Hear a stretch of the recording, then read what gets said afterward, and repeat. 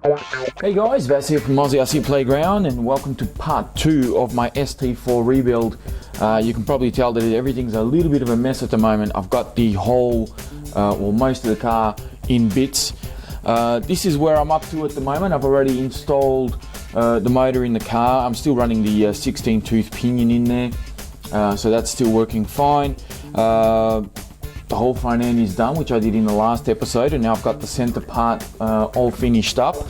I've already built my RC8.2 shocks, and I'm using the standard ST4 springs from the original shocks. I've got the whole rear mount and A-arms, everything is kind of pulled apart at the moment, and I'm up to the stage where I'm sort of putting together the rear diff. Now, this was originally covered up in grease, so there was grease everywhere. I took everything out, gave it a good old-fashioned clean, so now it's all brand spanking new, looking all clean. And I'm going to do the same thing that I did with my front diff. I'm going to be running 100,000 weight oil in here.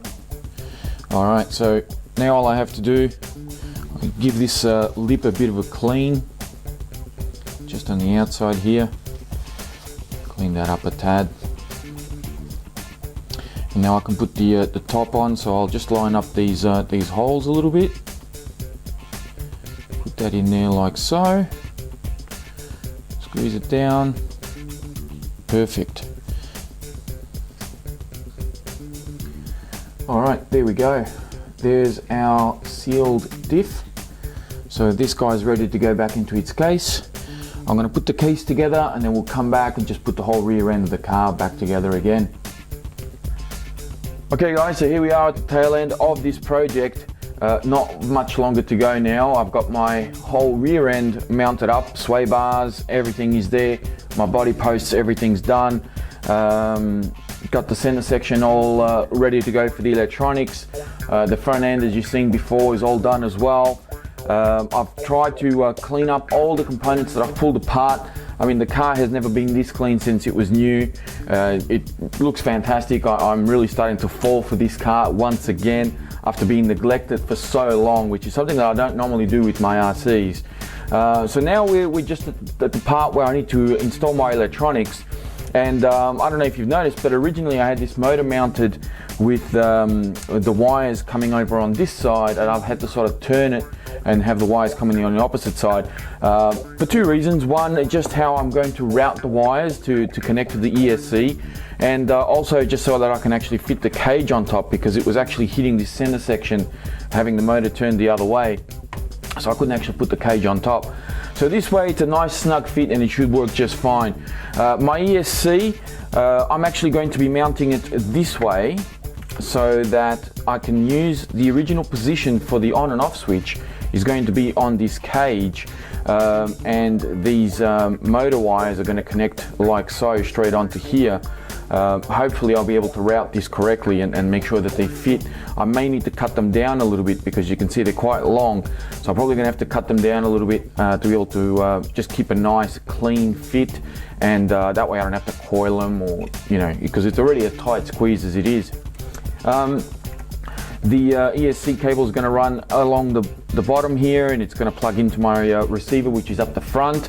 And yeah, I'll be able to put this little on and off switch back onto the original cage. Now, you can see it doesn't quite fit in here, purely because there's a couple of little sort of positioning walls here, and I'm going to need to cut this one out, and I'll put the switch on there, and it even has a little tiny sort of holding hole. I'll be able to put like a little screw straight through the bottom of this cage to hold it in position. It does fit on the top cage, so it fits perfectly fine, and that will allow me to turn the car on and off without having to remove this, which is great. And then of course my steering servo will go here. I need to sort of power the car up first to make sure that my servo is centered, and yeah, I should be very quick run to the finish now. I'll go ahead and start soldering all this up, and then we'll come back with the finished product. And just like that, it's finished. Through the magic of editing, you're now seeing the finished product. And I gotta say, I am so happy to finally have this car up and running again. It's been retired for almost a year. It's something that is long overdue, needless to say, and I couldn't be happier.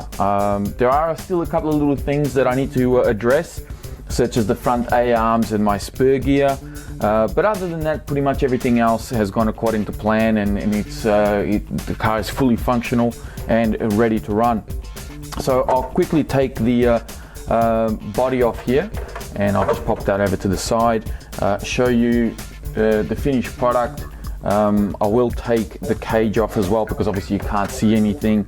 I'll show you how I sort of routed the wires and everything else to make sure that the cage would actually fit on here, because as good of an idea as it is to have this sort of cage going over the top, it is very restricting in what you can do here as far as how you can run your cables and all this. So I'll give you guys a bit of a quick look how I routed my wires, and you can see just how everything looks there. It's all fully functional. You can see that I've actually put my switch right where I wanted it, put a little screw that only comes out just a tiny little bit on the bottom there. So that holds it in place. I've also got some double-sided tape on there to make sure that it doesn't fall off.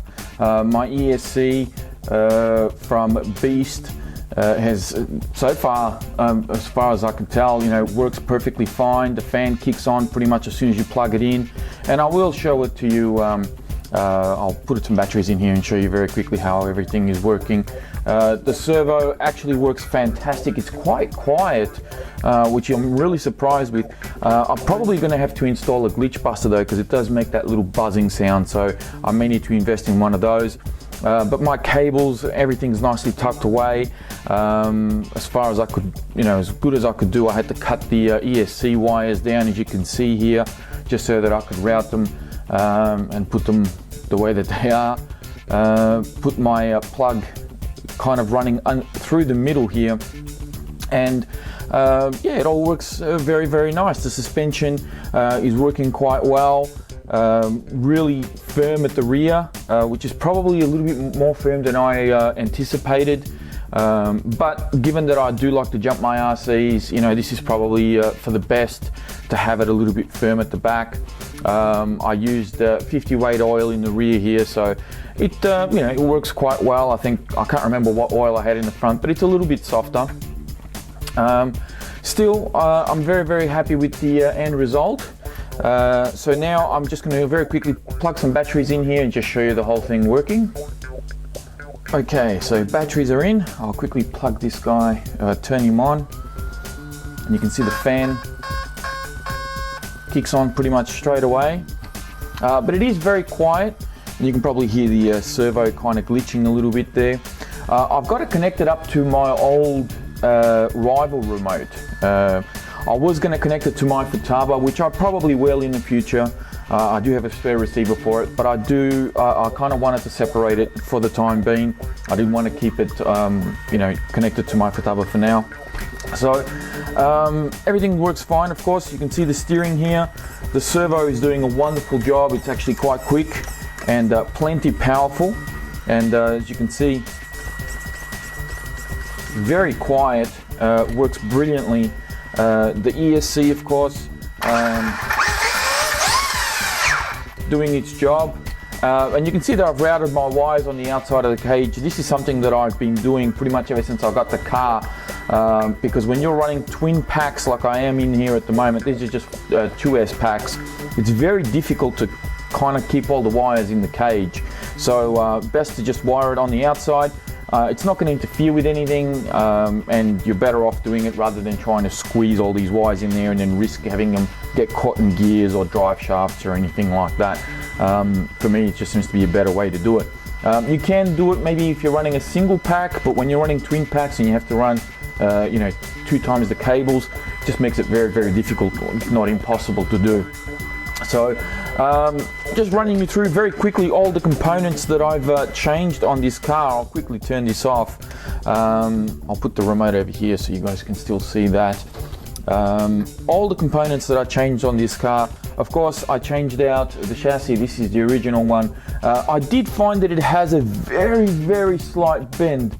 It's probably going to be impossible for you guys to pick up on it, I think. But it does have the slightest of bends on it. So technically I did bend the chassis, just not as severe as I guess some people would have in the past. Of course, I swapped out the rear shocks. These were the standard shocks. One of the main reasons why I swapped these out, of course, is because the caps kept popping off. And now that I've got these from the RC8, they should hold up perfectly fine. They shouldn't give me any dramas. Of course, we changed out the steering servo and the ESC as well. The electrics, including the motor, which we swapped out as well, all came from Asia Tees, guys. If you want to know more about these products or you want to know some pricing, check the links in the description. Be sure to check out Asia Tees for all this stuff. I did change out my top cage, not that it was necessary, but I bought this a long time ago as a spare, and I had some other intentions, some other things that I wanted to do, but rather than just cleaning this one up, I just swapped it out for now, which was absolutely not a necessity. If anything, I should have changed the bottom of this chassis or the actual cage. You can see the bend that this rear shock tower has sustained, a fair amount of damage.